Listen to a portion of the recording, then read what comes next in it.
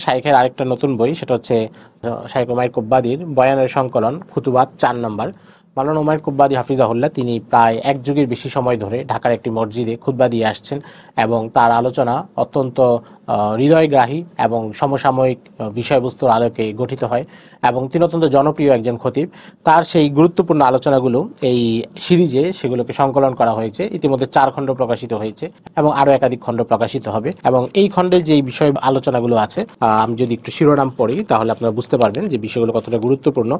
প্রথম হচ্ছে ইস্তেগফার, সকল সমস্যার সমাধান, অহংকারের 3টি মৌলিক চিকিৎসা, নিজের দোষ নিজে খুঁজি, নিজের খুঁত নিজে দেখি, পাশ্চাত্য নারীবাদ বনাম ইসলামে নারীর মর্যাদা, আসুন আমাদের ঘরকে বানাই এক টুকরো জান্নাত, গীবত নিষিদ্ধ অভ্যাস, বৈদ্যুতিক ও মুক্তির উপায়, ওয়াসওয়াসা কারণ ধরন প্রভাব ও চিকিৎসা, রজব মাস সম্পর্কিত প্রচলিত ভুল ধারণা ও সংশোধন, যেসব আমলে হজ উমরার সওয়াব পাওয়া যায়, কবর ও কবরবাসী ভুল শুদ্ধ কিছু রীতি। প্রত্যেকটা কিন্তু অত্যন্ত জীবন ঘনিষ্ঠ আলোচনা। এটা যারা আমরা আলোচনা করি তারাই ওইগুলো সংগ্রহ করতে পারি। এখানে আমরা অনেক তথ্য উপাত্ত পাবো, সেগুলো আমাদের আলোচনার ক্ষেত্রে কাজে লাগাতে পারি।